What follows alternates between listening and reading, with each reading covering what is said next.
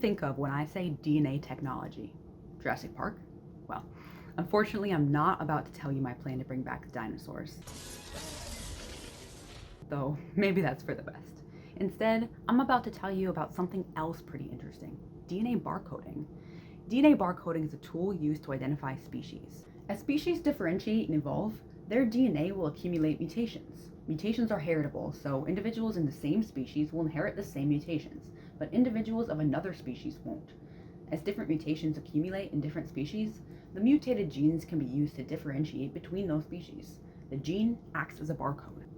DNA barcoding is a relatively simple process. First, we need a sample of DNA. This could be from the organism itself or a swab to pick up environmental DNA.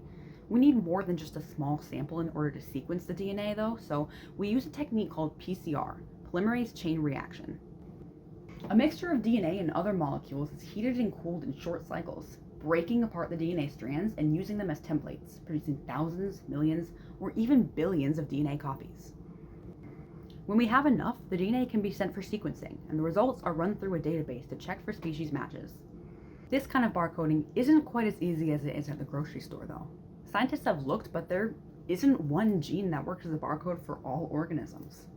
Evolution has been going on for a long time, and genes that have evolved slowly enough to still be recognizable between two very different species won't have accumulated enough mutations to differentiate between more closely related species. There are plenty of possible barcoding genes for smaller groups though, like the COI gene in animals and the ITS sequence and RBCL gene in plants. So, all this sounds pretty cool, but what do we actually do with it? Well, DNA barcoding has a lot of different applications. For one, it can be used to gain ecological information.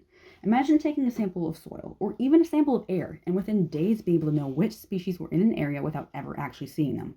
This information can be used to better conserve endangered species, track invasive species, and gain general information about an area's diversity. It can also be used to identify species when specimens are damaged or when species have very different looking developmental stages. DNA barcoding even has applications in forensics, public health, and customs. It isn't without its limitations though.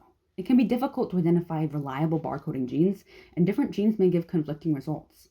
We can only identify species whose genome we've actually sequenced, and the databases we have vast limitations. Hybridization and ambiguous definitions of species can further limit DNA barcoding. Ultimately, this is only one tool that we have, and it's best used in conjunction with other tools like morphology. As we continue to sequence genomes, though, we'll be able to do more with it.